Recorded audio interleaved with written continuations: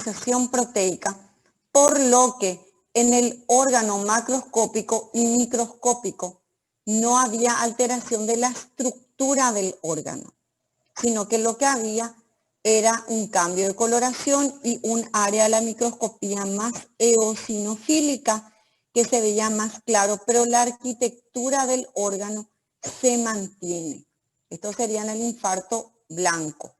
En la necrosis coagulativa de tipo infarto rojo, era una necrosis donde un área del intestino teníamos nosotros de que era más rojo. Y a la microscopía, en este caso el intestino delgado ahora, pero puede ser cualquier órgano de doble circulación. Entiéndase por órgano de doble circulación. Las gónadas, testículos, ovarios, pulmón, asas intestinales. Y a la microscopía tenía la arquitectura de la mucosa, pero con necrosis y hemorragia. Y a eso se le llamaba infarto rojo o hemorrágico. Y la necrosis licuefactiva ocurría lo contrario. Había predominio de digestión enzimática por sobre desnaturalización proteica. Y ese predominio de la digestión enzimática hacía que se pierda la arquitectura del órgano y se forme como una cavidad. Y esa cavidad estaba, nosotros hace rato ya miraba, atiendan bien porque esta imagen de la izquierda es un pulmón, pero la de la derecha, la microscopía, es un hígado. Y acá hay un microabsceso, eso es lo que estamos mirando para representar la necrosis licuefactiva. Y luego teníamos que la necrosis licuefactiva ocurría en el contexto de una isquemia en el sistema nervioso central solamente, donde teníamos un área, miren, donde se pierde parte del tejido y a la microscopía se puede ver. Esta zona es la zona necrótica y esta sería la zona normal o conservada. Otro tipo de necrosis que teníamos era la citoesteatonecrosis, llamada también necrosis enzimática de la grasa. La necrosis enzimática de la grasa ocurre exclusivamente en este contexto, que viene a ser el contexto de la pancreatitis aguda, donde o por alcohol o por obstrucción de los ductos por parte de una litiasis del tracto biliar, ¿verdad?, se produce un área o áreas necróticas múltiples, se liberan las propias enzimas del páncreas exocrino en el páncreas y se autolesiona. A la microscopía lo que se veía, aparte de la pérdida de los acinos pancreáticos, se veía también una alteración que se llama saponificación, en donde la saponificación viene a ser la interacción de los triglicéridos con las lipasas pancreáticas y se formaba estas áreas de tejido necrótico, obviamente, que mantienen la arquitectura más o menos de la célula del adipocito, pero con una sustancia adentro que puede ser más eosinofílica o más basófila, dependiendo de la intensidad de la reacción. Luego teníamos lo que recién preguntó Michelle. Michelle, hace rato cuando estábamos hablando de necrosis, estábamos hablando de inflamación crónica granulomatosa. Vos preguntaste, Michelle, sobre la necrosis caseosa. Y justamente la necrosis caseosa es un tipo de necrosis que se ve exclusivamente en la tuberculosis. Recuérdense que la tuberculosis ocurre en cualquier órgano del cuerpo. Acá estamos mirando un pulmón, pero puede ocurrir en cualquier otra localización. Tenemos áreas reblandecidas, que se dice que es una mezcla de coagulativa con licuefactiva. Tenemos áreas de pérdida de tejido y aquí a la microscopía la zona esta eosinofílica es el área, miren, esta zona de aquí es el área de necrosis y acá ya vemos nuestra celulita, nuestra célula epitelioide, que estábamos hablando hace rato, ya vemos la célula epitelioide y algunos linfocitos, lo que es propio de la tuberculosis, la necrosis caseosa. Se llama caseosa, Michelle, te corregí hace rato porque dice que se parece a un tipo de queso. de queso, no sé, la macroscopía. No sé qué tipo de queso, pero esa es la explicación. Luego tenemos la necrosis que se denomina necrosis gangrenosa, en donde la necrosis gangrenosa es un tipo de coagulativa, pero que ocurre en los miembros, principalmente en miembros inferiores. ¿En qué contexto? En el contexto de que por algún motivo, enfermedad crónica casi siempre, diabetes mellitus, hipertensión arterial, tabaquismo, se produzca una contracción crónica, lenta y progresiva de las arterias de los miembros inferiores y se va lentamente necrosando este tejido. Y a medida que se va necrosando, evidentemente eso llega a un punto en el que es insalvable y por eso es que se lleva a la amputación del órgano. Luego existía una necrosis que se llamaba necrosis fibrinoide. En la necrosis fibrinoide, generalmente es una necrosis de etiología inmunológica donde se ve en el contexto de unas vasculitis, se denominan. La vasculitis más frecuente que presenta este tipo de necrosis se llama vasculitis, panarteritis nudosa, se abrevia con las siglas PAN, y vamos a volver a mencionarla en vasos sanguíneos, ¿verdad? Cuando vemos. Y es esto viene a ser la pared de la arteria. Miren, esto que está acá es la pared de la arteria y esta es la luz, obviamente. Y aquí, en esta localización, vemos el acúmulo de una sustancia también eosinofílica amorfa. Y esa es la acumulación de fibrina, pero en respuesta de una patología autoinmune o inmunológica. Acá se muestra en el riñón, pero puede ocurrir en cualquier órgano. Generalmente ocurre en arteriolas, o sea que vasos sanguíneos de mediano calibre. Doctora, Sí, este tipo de necrosis no se puede dar en la epiderme también, ¿verdad? Como se dice el Joan, el folículo, ¿no? no, yo no sé de dónde ustedes sacaron eso. No, No, yo no saqué en un lugar, ah, yo tengo duda y estoy preguntando. no, Yo pero no me saqué. llama pues la atención porque vos también preguntás. Entonces, quiero saber si por si acaso no leyeron, porque muchos de ustedes estudian de folletos que hicieron otros estudiantes. Por eso es que les digo de dónde sacaron. Tengan mucho cuidado con resúmenes que estudien de otra persona. Les sugiero, no sé si es el caso, no te digo que es tu caso, Michelle, No, solo pero en una duda, solo eso yo quería saber, solo una duda. no tiene nada que ver con eso, Michelle. Porque yo te estoy hablando de un vaso sanguíneo acá, de una arteriola. Las arteriolas están distribuidas de manera difusa en todo nuestro organismo. Y esto puede ocurrir en una arteriola que esté en dermis, puede ocurrir en una arteriola pulmonar, puede ocurrir en una arteriola hepática, puede ocurrir en una arteriola, ¿me entendés?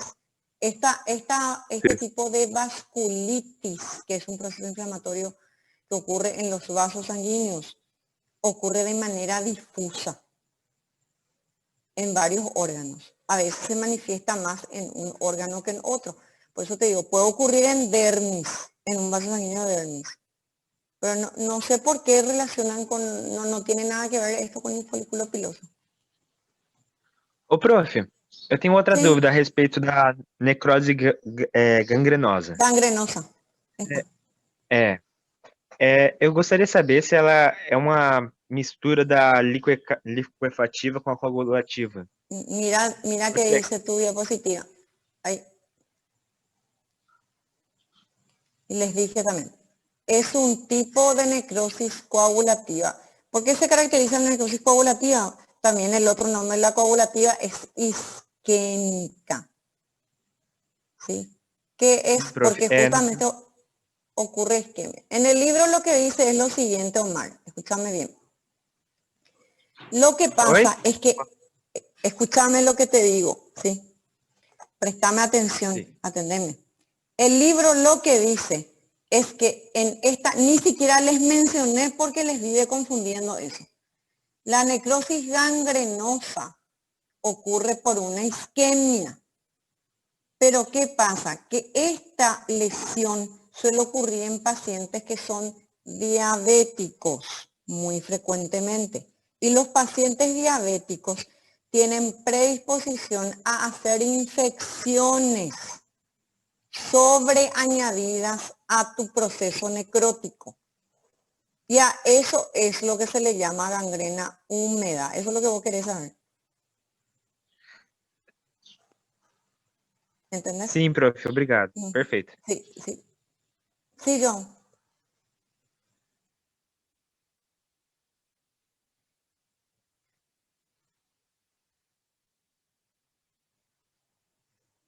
No, el libro lo que dice es que es una necrosis coagulativa y que cuando ella se sobreinfecta puede hacerte un absceso sobre la úlcera y ahí se transforma en una necrosis liquefactiva. Eso es. Por eso le dije a Omar, porque esa pregunta suelen hacer ustedes en este contenido cuando ya leyeron, ¿verdad? Suelen hacer siempre esa pregunta. La necrosis gangrenosa es un tipo de necrosis coagulativa o isquémica que ocurre en zona distal. Les cuento que puede ocurrir también en intestino, pero es una necrosis isquémica. Cuando tiene una infección sobreañadida, John, una infección sobreañadida. Cuando esta lesión de aquí se infecta, que les cuento que se infecta frecuentemente, porque generalmente esto ocurre, como les dije, en pacientes diabéticos que tienen predisposición a las infecciones. ¿Sí? Perfeito, Hasta obrigado. aquí. ¿Otra duda? No es nada. ¿Otra duda que tengan?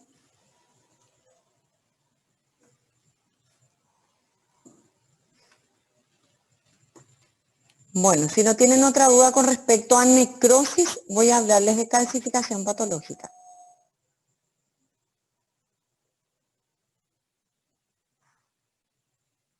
¿Sigo? Sí, profe. Bueno, súper. ¿Qué es la calcificación? Atiendan bien. Calcificación viene a ser la acumulación y precipitación de ciertos minerales en los tejidos. Nosotros vamos a hablar específicamente del calcio, pero no es lo único que se puede o que puede precipitarse en los tejidos. O sea que depósito y precipitación del calcio en los tejidos.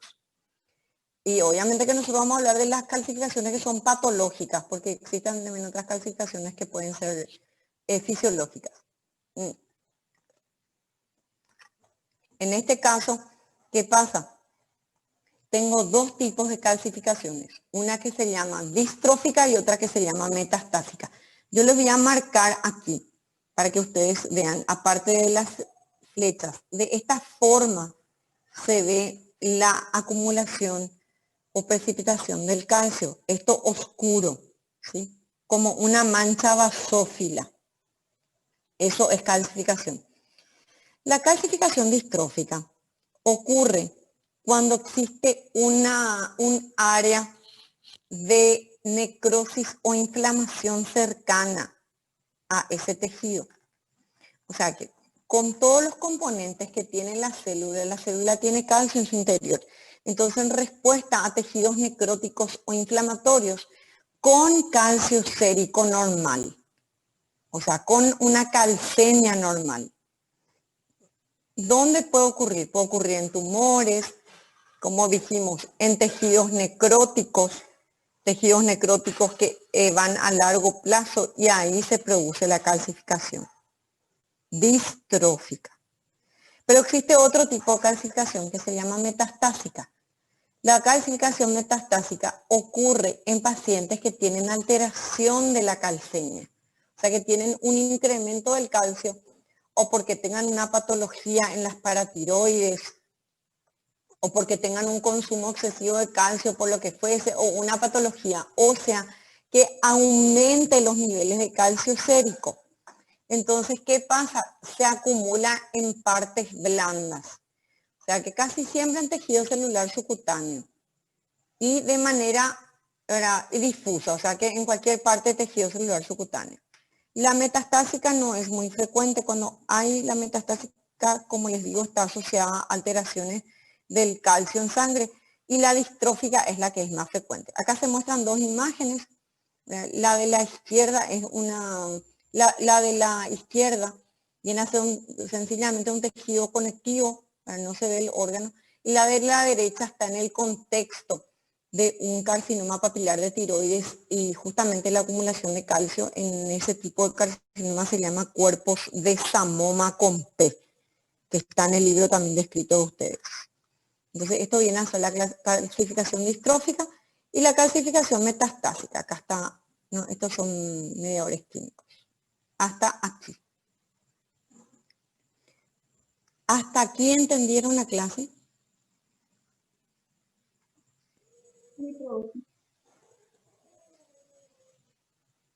Ya. Voy a dejar compartir mi pantalla. ¿Sí? Uh-huh.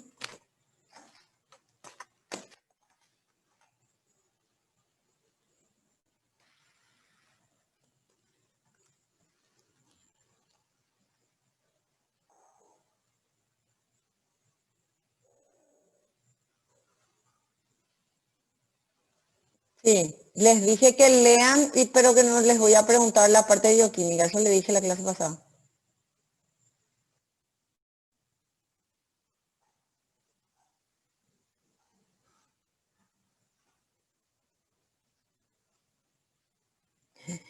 Y si no le entendés al Rollins, yo aún no sé a quién le vas a entender. El Rollins es demasiado claro con todo lo que dice.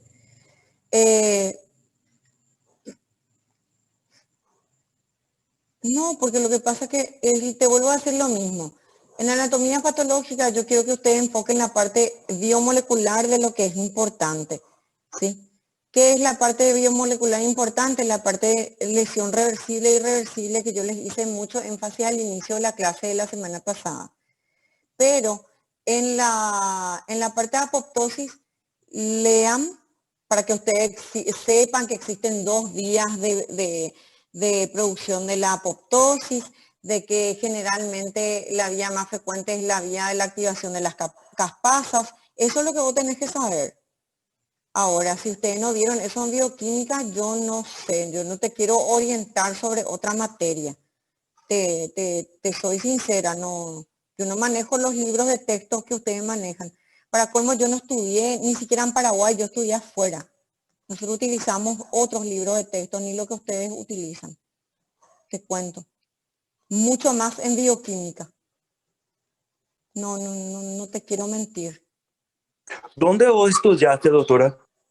Yo estudié en Cuba y después hice mi especialización en un hospital que se llama el IPS Central de mi residencia. La residencia hospitalaria hice en Asunción.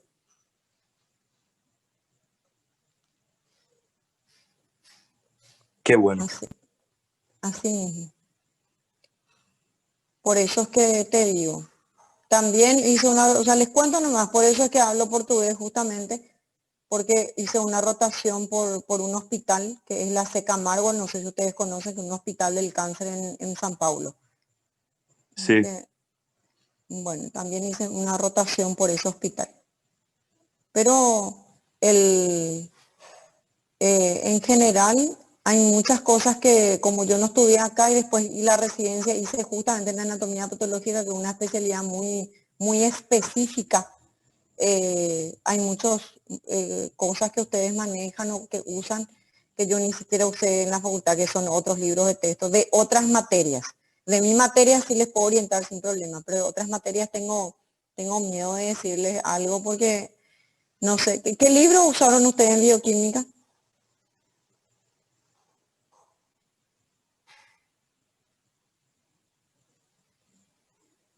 Eh,